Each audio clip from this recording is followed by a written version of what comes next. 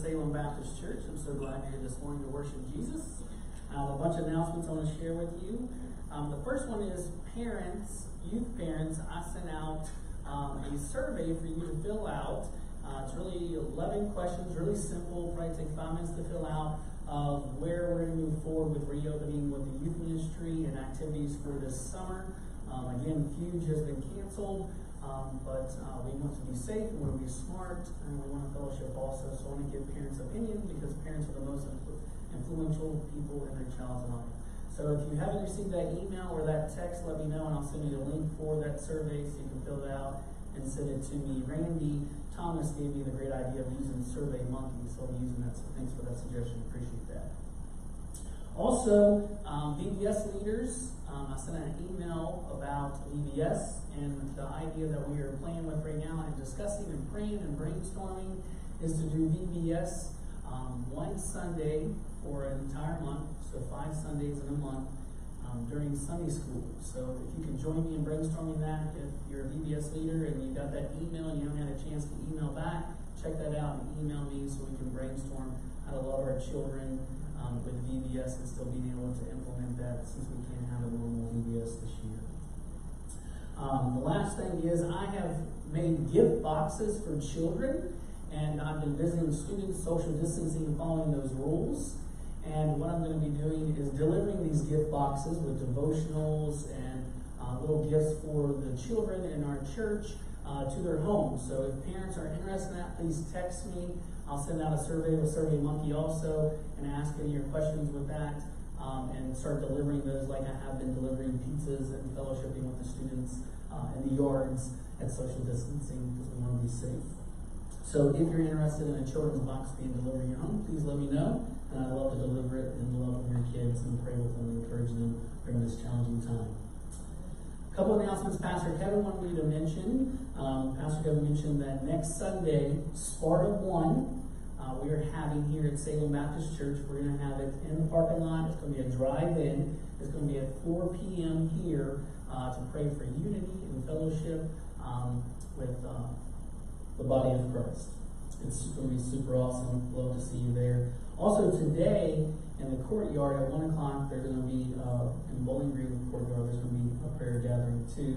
And I'd just like to take a moment and just pray about that. If anyone's watching the news, there's a lot of disunity and chaos going in the world right now. So I'd like to just pray specifically for that right now. Heavenly Father God, as we come before your throne, we know, Lord, that sin and confusion and the fallenness of this world causes pain and suffering.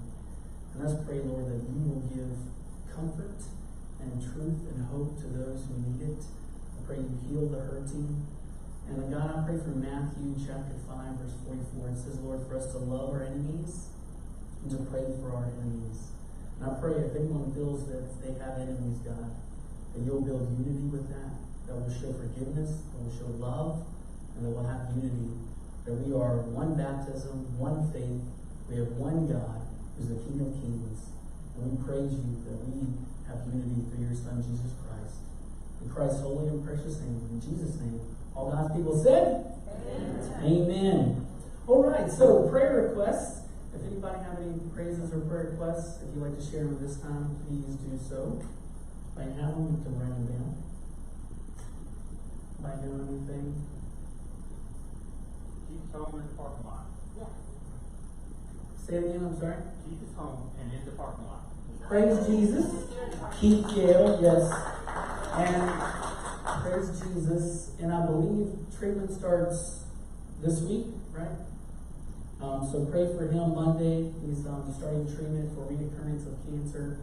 He was in the hospital. But he is here worshiping us today. Praise God. That is so awesome. One example. Praise Jesus for Keith and his family. Be in prayer for the Gale family. Any other prayer requests or praises? Heather?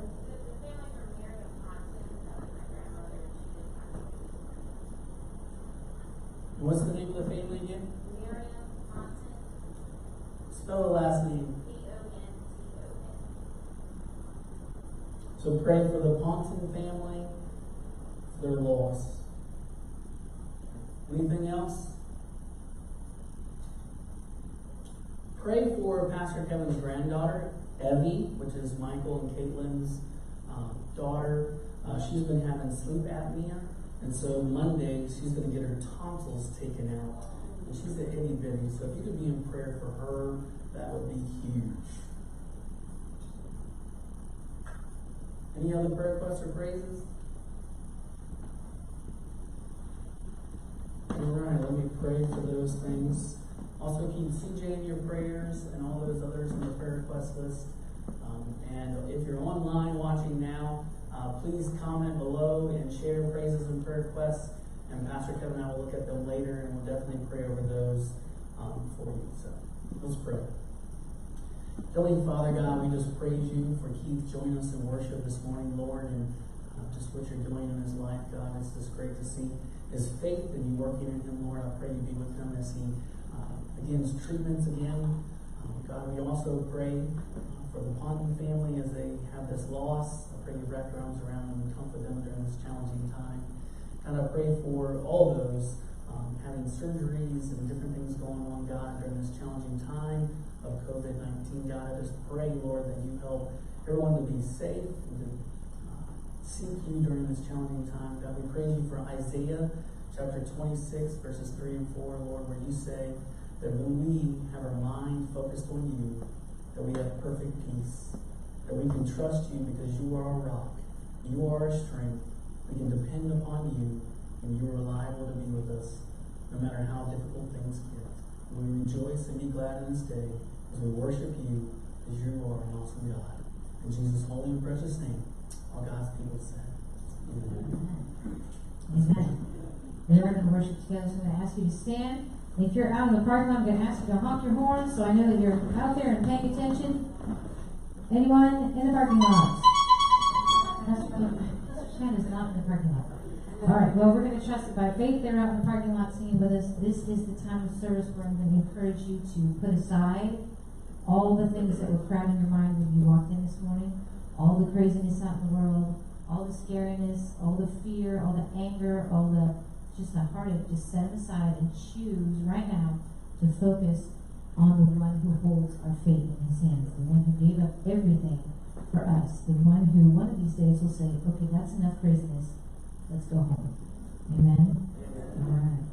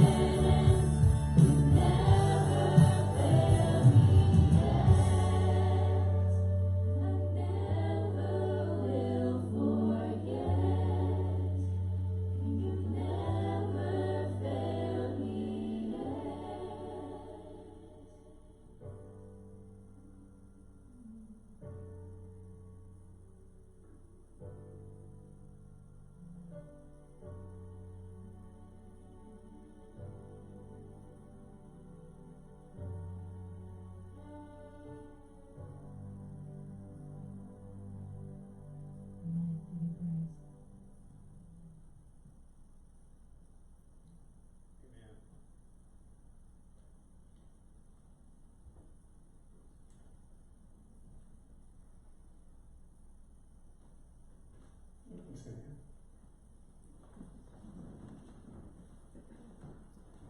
It is not every church in Sparta that can have people come from California just to lead them in worship. There might have been a few other things going on, but thank God. If some of y'all saw me dash out of the parking lot and back, I wasn't leaving. I was leaving, but I was just running up to Jerusalem and back. Today is they're celebrating in the parking lot Jared's 12th anniversary at Jerusalem. Some of you saw that on Facebook, and he has darted in here when church was supposed to start before to congratulate me on anniversaries, and I'd never slipped into surprising like that. So it blew the surprise, though. I figured he'd be up under the tent waiting to get started. No, where I pull in and park, he's under a tree standing beside his pickup waiting to go start. So I saw him before I saw anybody else, but that's okay too. What a great song as a lead into the message. Today there's a prayer vigil at the courthouse lawn at 1 o'clock. Next week we're doing a Sparta 1 because of this growing divisiveness that's having violent outbreaks. And it's really easy for some of us to get really politically motivated and forget our spiritual motivations. I do it all the time. I had one of those conversations yesterday with some family. And they had to say, "You're getting too worked up. You're getting too worked up." And you're right. Because the bottom line is, he's never failed us yet. And our confidence is in him, even to fix the mess that is destroying our inner cities and our downtowns. Yesterday, I guess it was, they were in short pump with the rioting or the protesting. There wasn't rioting and looting, you know that. But you know what I'm saying? This chaos that we've got going. And the frustrating thing to me is a worthy cause that needs conversation gets lost in the manner in which some folks are choosing to express themselves. And the point gets lost. And a common ground to start conversation and to start understanding gets lost. Here's what I'm struggling to do personally. It may be where you're living too. I have to quit doing what I don't want anybody else doing to me. I have been lumped together as a white, male, evangelical Christian, and for gosh sakes, a pastor. And can I just tell you, there hasn't been much good said about anybody who's got those 5 descriptors lately. Right? So in some little teeny, almost imperceptible way, and I don't want people judging me by what some crazy white evangelical Baptist Christian pastors are saying and doing. I'm Kevin. I make enough of my own mistakes. I stick my own foot in my mouth enough that I'll own that. I don't care to be judged by what others say and do. Well, guess what, Kevin? Then don't do that to anybody else. Right? Right. All folks who think Black Lives matters are not throwing bricks through windows in downtowns all across America. Right? And all those who say that we have an issue with our white privilege thought patterns and that there's some systemic problems are not folks who are setting police precincts on fire. Any more than I'm like any crazy white Baptist Christian evangelical pastor. Thank you. I forgot all the things I was trying to say. Right? So, if we're truly gonna move forward through this thing, all of us have got to kind of learn to filter out the extreme crazies. And let's deal with the people we know. And let's deal with the problems we can understand. Let's pray about the ones we don't and identify them and admit that they're there and they're real. I don't know what it's like to be a black person in America. I have no clue. I'm not. I mean, by my gene pool, I'm about as close to the opposite as you can get. Red hair, blue eyes, and I probably got sunburnt standing out there in the parking lot for 30 seconds this morning. But in this day and time, as we try to figure out how to overcome, I still, like I've said, every time this has come up, and when we started the whole Sparta 1 thing and all that stuff is, I don't know all the questions, and I don't know all the problems, and I don't know all the intricacies of, and the fine, minute points of the whys and the hows. And I don't have to. But I know Jesus is the answer. And just like I think the coronavirus, that God kind of hit a reset button for church. Remember in Matthew, the call to the church was not to go and make large gatherings of Christians that come and enjoy good music and good preaching together in large numbers.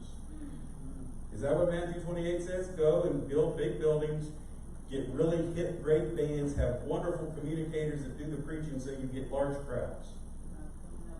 I think it's Matthew 28, like 92. Don't go that far. But that's what we've gotten good at in America. Right? We'll even argue about which band's the best, or which preacher's the coolest and hippest and wears the tightest skinny jeans and all that stuff. But he told us, go to all the world and make disciples. And that's gotten lost in the equation. For little churches, for medium-sized churches, and for a lot of large churches. Our call is to be discipling one another, discipling our children, discipling new believers, to grow in our faith and be intentional about it. And that's the hard work of church. It's easy to put together a service and come and sit through one. But we're called to make disciples. So if there's one outtake for me from Corona, whenever it might end, you notice that's not in the news very much, but that's a whole other conversation. Won't go there. They'll know this frosted some of y'all, and that's okay. But a takeaway for the church is, it's like God said, reset, church.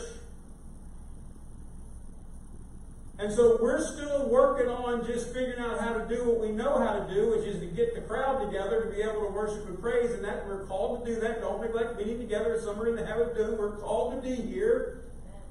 Okay? But we're also called to figure out disciple making. That's why small groups meeting on Zoom. That's why if you're getting together with 2 or 3 people because you can't get together with 15 or 20 or 200 and you're helping each other grow in Christ, that's a good thing. You're disciple making. And that's our call. I hope we'll get that straight. And now when you shift gears and you look at the political chaos that's going on over the racism issue, and whether you believe there is a systemic problem or not, and whether you believe there's a problem with police training or not, and whether you believe, it doesn't matter, we're still on fire because of it, and the perceptions thereof, and that's the world we have to deal with. And we need to find truth. Have you noticed how hard it is to find truth?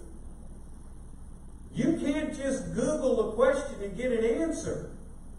Because every search engine is fine-tuning what they allow to pop up, so you can't find. I was looking for a number. I won't go into what I was looking for. I was looking for a number because I wanted to know.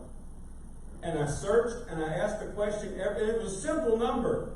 How many since, and I put in a date. That's not a hard question for Google, y'all. Right? That should be pretty simple. Nothing, not even anything close to the answer I wanted, came up. So I said, well, let me see if I can change the question. Move it. Because the question contains some political hot buttons right now. And so the search engines don't want the answer to the question I was asking to get out there. We've got to be smart. We've got to find truth.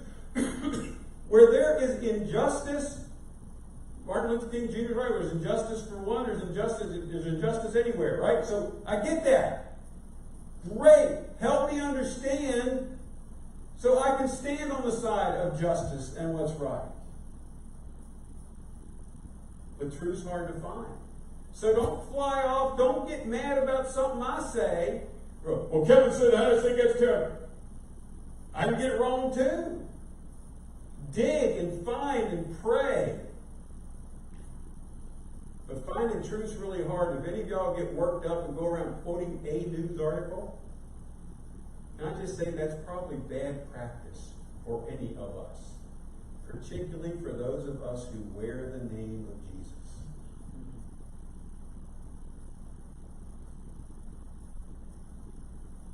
So, how's that for getting y'all? Aren't you hunky-dory feeling great that you're here now? The news that is good is what the song said. Our confidence in all of this is Jesus. Amen. He's never failed us yet. He's not about to start now. He's got this. What it's going to look like, I don't know.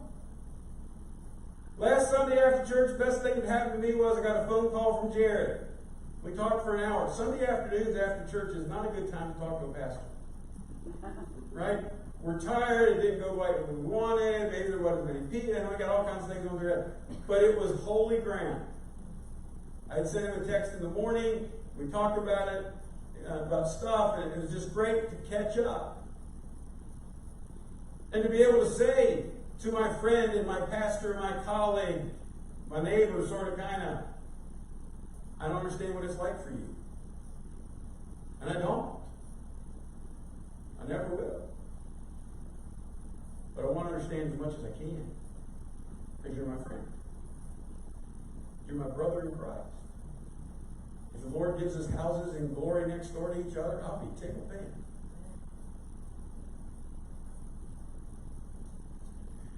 Well, I'm going to try to talk about overcoming today. We're going to use a familiar story in Scripture that you all know, you know well. We're not going to read a lot of it because you know the story so well. It's in 1 Samuel chapter 17. It's David and Goliath.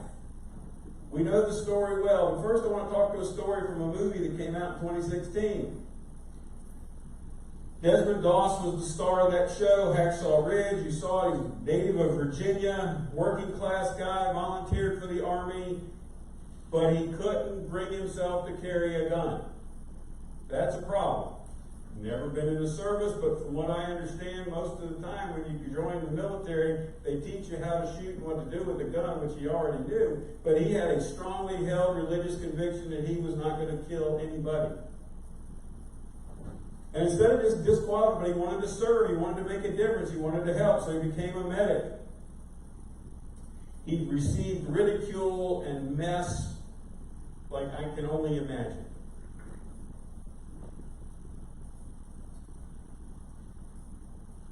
But then in the heat of battle,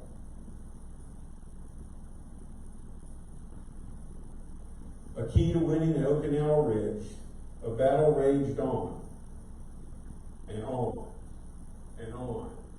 And people from his company lay scattered and strewn all over the ground. And when it was time to retreat, to pull back, he wouldn't leave. And everybody else did. Because he heard his comrades moaning and crying out in pain. And so for 12 hours, one at a time, he went and helped those who could limp, dragged and carried those who couldn't to get them to the cliff, and then lowered them down the cliff so that they could receive medical care. In those 12 hours, he saved 75 friends' lives. He was told not to. He was ordered to retreat. But he answered to a higher call. And he kept going back and going back and going back. And when he was asked afterwards, how did you keep doing that for so long? And just the blood and the dead people that you couldn't help and all. How did you deal with that? He said, as I lowered each soldier down, I just kept saying, Lord, let me go find one more.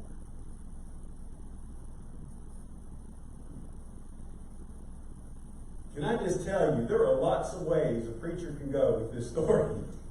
Right? What if we all had that kind of passion for helping people come to know Jesus? Just one more. Just one more. For many of us, just one. Let me get started with my one. Then one more. One more.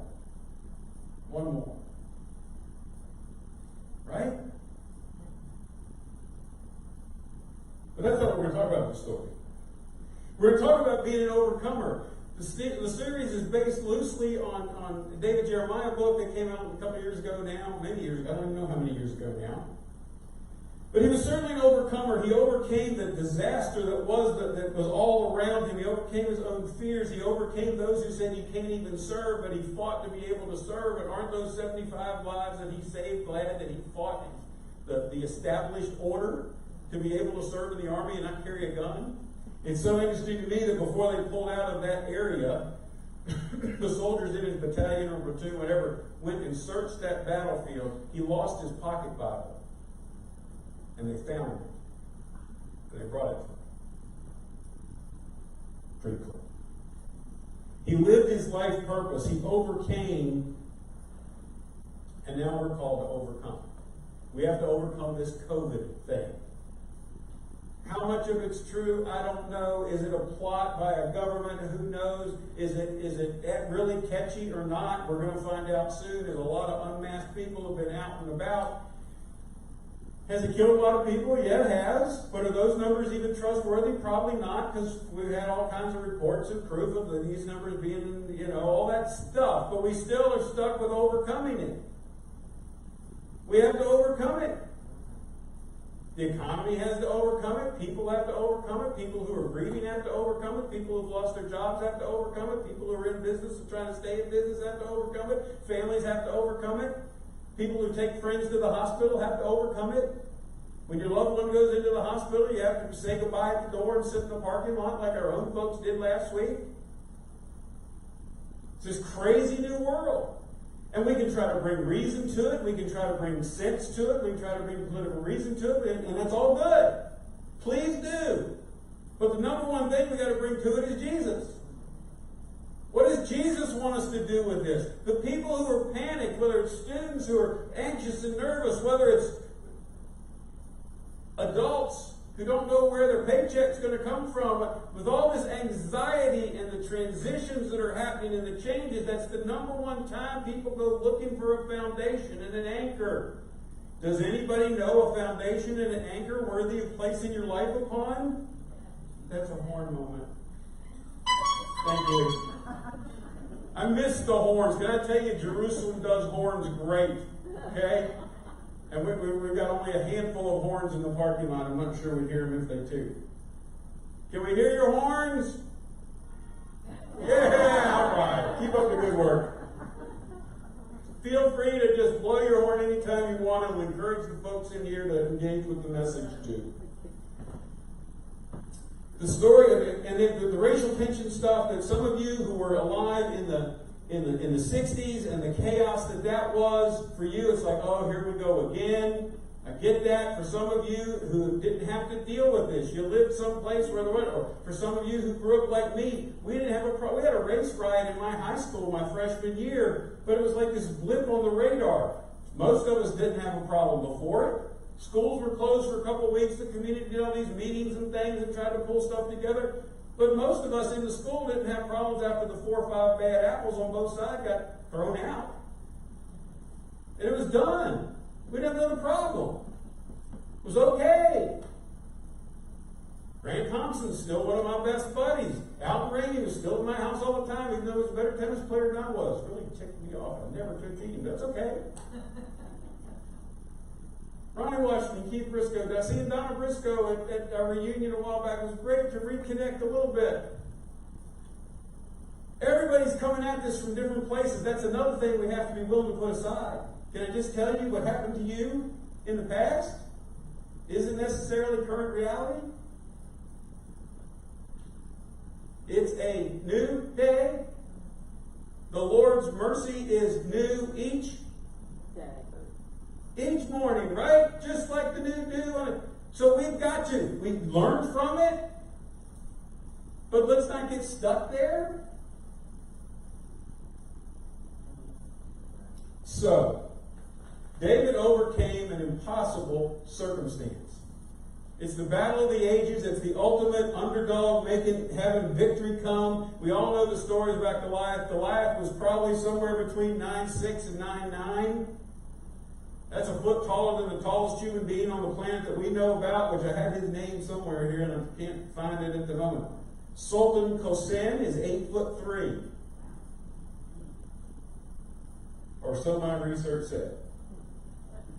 Goliath wasn't just tall and skinny. When I went to high school and college, I went to high school in Winchester. We had to play Ralph Sampson. Those of you that followed ACC basketball remember Ralph Sampson. Ralph Sampson was 7'4", and I think he weighed about 118 pounds. Okay, I mean, he was that big around.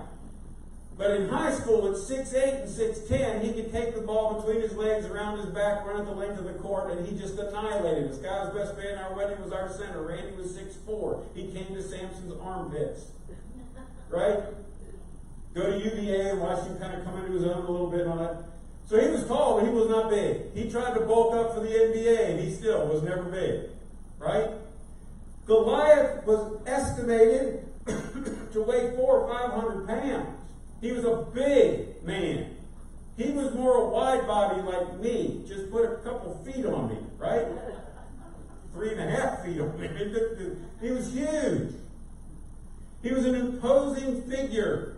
His spearhead weighed 600 shekels. A shield bearer went before him and had to drag it around. And so this big hulking giant would come out each morning while they and Israel, Philistines and Israel were squared off for battle, and he'd say, come on, bring it, send me your best. Common practice in those days. What if we settled war that way now?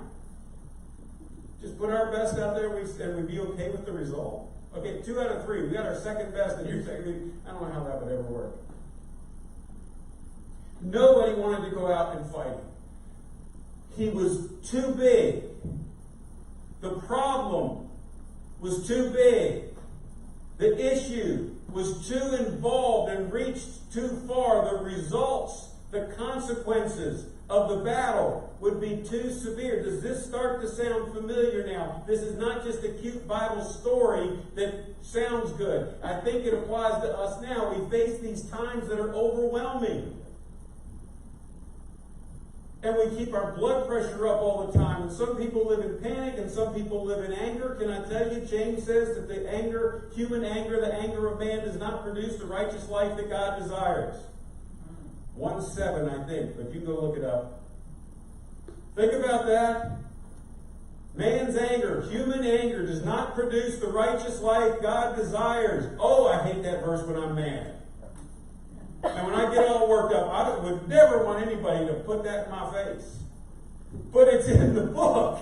So whether I want it in my face or not, it's in the book. And I got to pay attention. And maybe my dad was smarter than I thought he was when he said, you can't do anything worth doing when you're mad.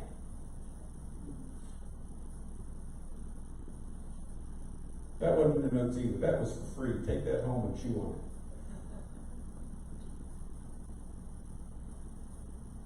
Our challenge is the same as David's. When we're overwhelmed, we see this gigantic, brutal thing standing before us with consequences that will be overwhelming.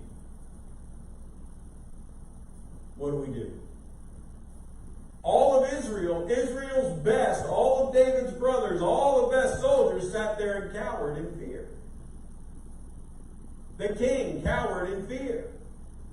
Just sitting there waiting, bribing people. The scriptures tell us that the guy whoever would fight him was going to get one of his wives, one of his daughters for a wife. He was going to get to pay no taxes ever. That should be a tune. Thank you. If any of y'all can get no taxes ever, holy cow! If y'all don't amen on that, you're just not gonna. So the Philistines said, I defy the armies of Israel this day. Give me a man that may fight. And he roared each day, twice a day. And then David shows up. He sent on an errand, kind of taking the picnic basket and go for Dad, find out how my boys are doing up there in the battle, because they didn't have CNN or Fox News to know what's going on. So David was the messenger boy, and he takes some provisions, and he goes and he checks. And when this kid gets there, he can't believe what he sees out of the mouths of babes. He couldn't understand why nobody would volunteer, why nobody would step up. David said, why did you come down here? With whom have you left those few sheep in the wilderness? His brother said, I know your pride, the insolence of your heart, for you've come down to see the battle. And David answered this way, what I've done, is there not a cause? It's a brilliant answer that David had. Is there not a cause? Is there not a reason for somebody to stand up? David says to his brothers, what are y'all doing? Go out there and fight. Don't you know that the Lord's got your back? And they wouldn't. And they didn't. And instead they did what happens so often. I've been guilty of, you have too. When somebody has a word from the Lord and is kind of saying, are you sure? Sometimes we get sarcastic, or who do you think you are? And David didn't think he was anybody.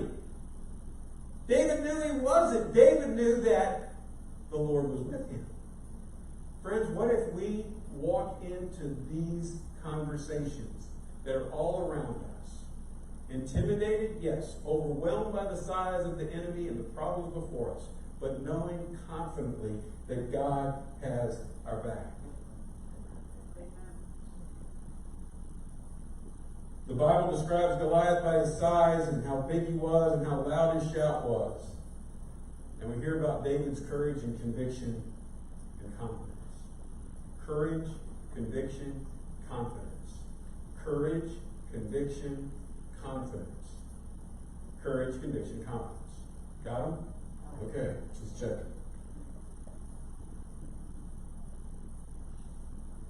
So David says he's going. You know the story. Saul said, here, you got to take my armor. He tried it on. It didn't fit. And he kind of drug it around. So he goes out. He picks up 5 smooth stones. And he walks toward Goliath. He goes to take on the biggest bully on the block. It was true when I was in school. It's true today. What's the best way to deal with a bully? Is that right?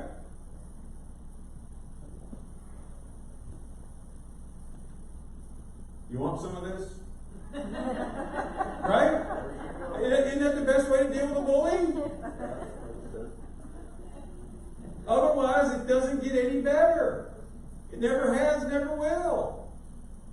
Oh, we can go have a little meeting, but no, God's with me. Go ahead, punch me in the face. It'll get better. Can we just be done with this?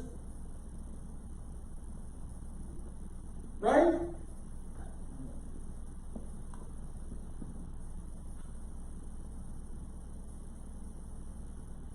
So David goes out and he makes Goliath mad. Goliath makes his move toward David. David runs toward him, picks up the stone. I never liked. Have you ever tried that kind of slingshot? You can make a mess with that, right? That little strap gets released at the wrong time. You don't know where that rock's going. He was precise enough because he'd spent his whole life taking out critters that were threats to the sheep by doing this. He spent all day twirling that slingshot with rocks. It says the rock went into his skull, pushed in. He hit him hard, and he dropped. And he grabbed Goliath's sword, and he took off the giant's head. Who says this is a fun book to read?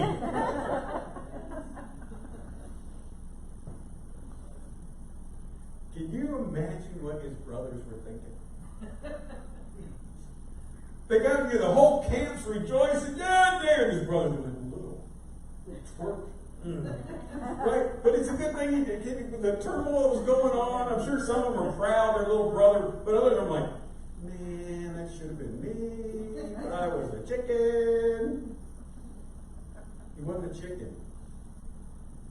The other brothers just weren't as faithful. I doubt that the Lord's going to call us to go pick up 5 smooth stones and take our slingshot and go hit somebody in the head. That's not his normal way of doing business, right? This guy named Jesus came along. And he loved the world so much. Jesus could have picked up 5 stones anytime he wanted, right?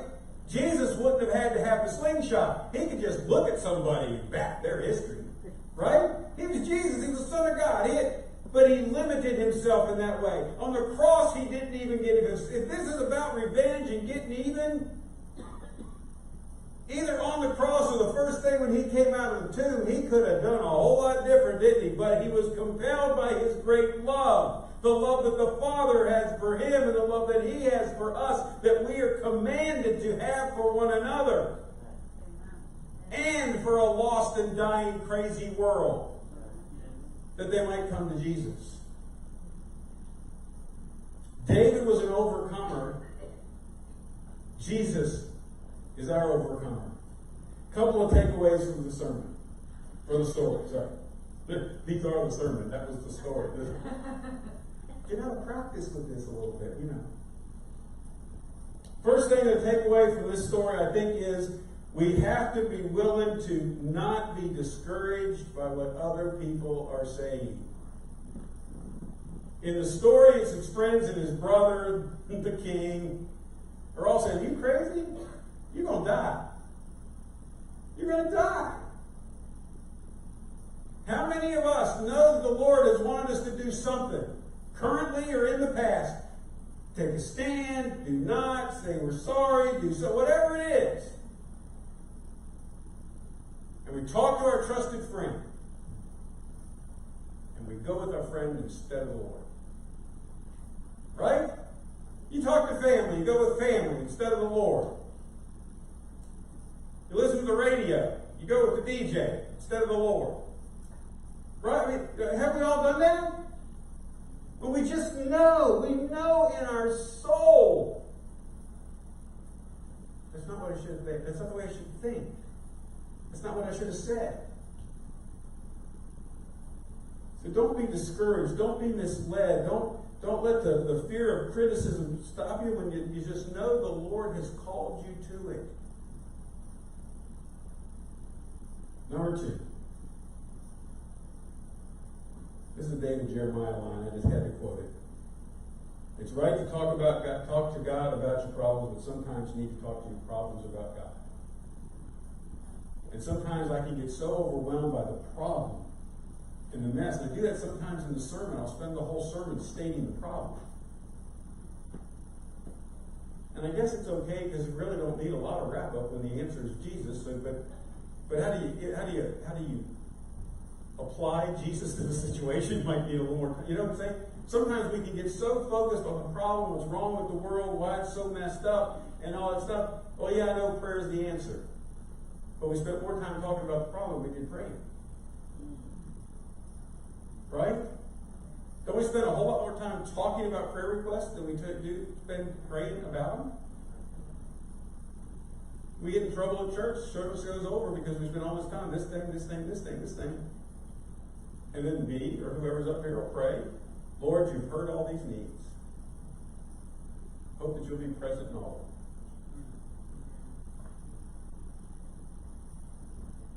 them. That just me?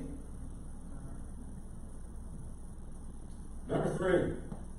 Don't forget the victories you've already seen. What empowered David? What helped him have courage that God would be with him? I don't know. I have never faced down a bear, and I don't want to. Right? Maybe some of y'all that hunt and camp when you hunt, maybe you have come toe to toe, but I don't want to be for me to mark and there be a bear sitting there. I don't care if I've got a gun. I don't want the bear that close. If I'm going to shoot a bear, he needs to be back there with Gene or Randy. I don't want him right here. What if the gun jams? What if I forgot to load it? I'm bear dinner. I don't want to be bear dinner. But David had spent his entire childhood picking up rocks and running away deer and all kinds of prey that would take out some sheep. He knew what it was. It didn't intimidate him. He was a tough kid. What?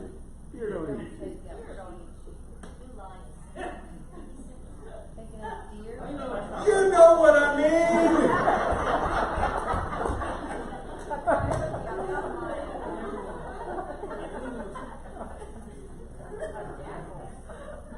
I'm going to turn into a manuscript preacher where I just read it to you and y'all keep checking on that. Thank you. I didn't do well in freshman English either at UVA, so that's what's up with anyway. Number 4. And maybe the most significant is we run toward our problems instead of away from it.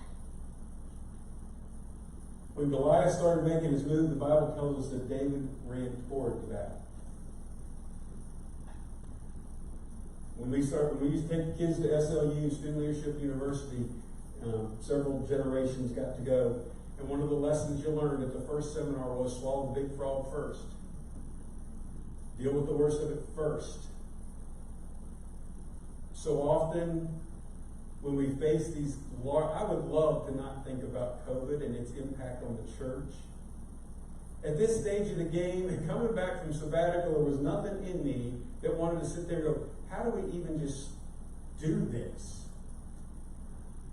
How do we start over with masks or sanitizer? Now we can't even meet and all that stuff.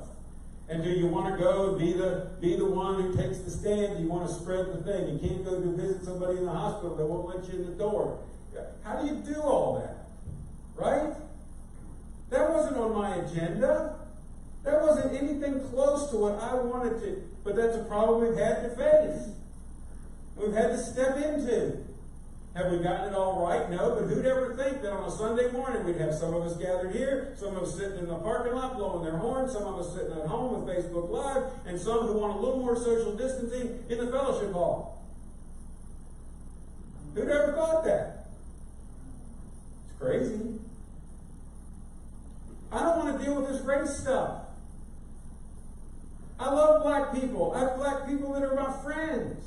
I hate that they're hurting. I don't want to deal with people burning down cities and businesses getting messed up. I don't want to deal with young people that I know that are in business and they're getting raked over the coals in social media and online because you can't say the right thing and you got to use your platform to this, you got to do that, you got to do this. Everybody's telling everybody what to do, but you can't tell the people that tell people what to do. I don't want to deal with that. You be you, I'll be me, we'll all love Jesus and it'll get better. Oh, that's such a simpleton answer, Kevin. Let's try it and see. How about the pictures in downtown Lynchburg where they had a peaceful rally, black protesters, white protesters, and they came together to pray. Didn't burn down a single thing. Brought the community together. That's what we're going to do this afternoon. That's what we're going to do at Sparta 1. But we have to walk toward it. We can't say, well, I don't think that's real. I'm just going to ignore it because I have already made up my mind. I know how it is. I have had to be able to admit I don't know how it all is. I don't understand. And I'm telling myself I can't even have that conversation because I know where it's going to go. I don't know where it's going to go until I have it, right? Because I'm making that up.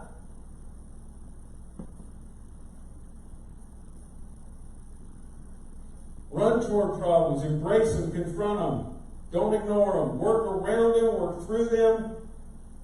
Deal with what the issues are that are in your life right now. If you just put them off and put them off and put them off, they're still going to be there.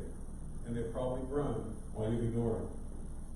David said, Lord, for your honor and for your glory, I'm going to do the right thing. I'm going to face my battles in the power of your name. I'm going to trust you to help me overcome the giants in my life. And guys, we need to do the same thing. Whether it's COVID and racial tensions in our land, whether it's health issues, whether it's struggles in relationships in your life, whether it's financial issues, we have to face them, we have to run toward them, and we have to say, God, it's yours, you've got to help me in this. One more word of caution and I'm done. I don't know what your giants are, I don't know what your biggest things you're facing are. Don't hear this as a sermon that says just run in without thinking and do something. The reason David could run to the battle, the reason David could stand up to Goliath and go against his brothers and against Saul, the reason David could overcome was because David spent his lifetime being tight with the Lord. Remember, David is the one who sins big, but the Lord still says, he's a man after my own heart. And that started when he was a child, and it shows in his story when he's a teenager David was tight with the Lord. So when he made a decision, he had the Lord's influence going on in his life, his mind, his heart, and we need to do that too. We need to spend time with God. We need to spend time in prayer. We need to spend time with God's people. We need to be discipling others and having others disciple and help us grow, so that when the fire gets hot, when the time for decision arrives, it's like the Lord's thinking our thoughts with us. We're here to speak, encourage, challenge, convict, give the red light or the green light. Let's pray. Our Father and our God, we're so grateful that we can overcome the challenges in our lives. And Father, I pray that as we figure out how to move forward into chaos,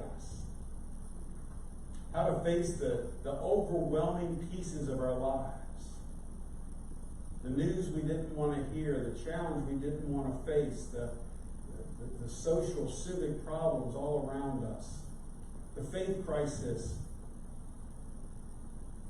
God, I pray that we have the confidence of young David facing the giant Goliath, that we'd be encouraged, that as he expressed his confidence in you, you showed up. You changed everything. God, I pray that you would continue to work in our lives. I pray that you would work in our land. I pray that you would change the chaos and bring peace and order, healing, hope in your new day. It's in Jesus' name we pray. Amen. Yes. We're going to be dismissed. You can listen to the song. You can be dismissed while the song is happening. I'm going to go wait at the parking lot because that's the closest I can get to a back door and see everybody. Oh, thank you. Richard, you mind doing it? We're going to dismiss like a wedding, so we can keep that 6-foot distancing thing, so Richard will come kind of nod at your pew and nod at your pew. You can go out any of the doors. Okay? But they're going to sing us out, because didn't they do a great job? Aren't you glad they were here today? It's not about us, about him. He's the one that picked the song, but this song was so good for today, so we're just going to sing it again.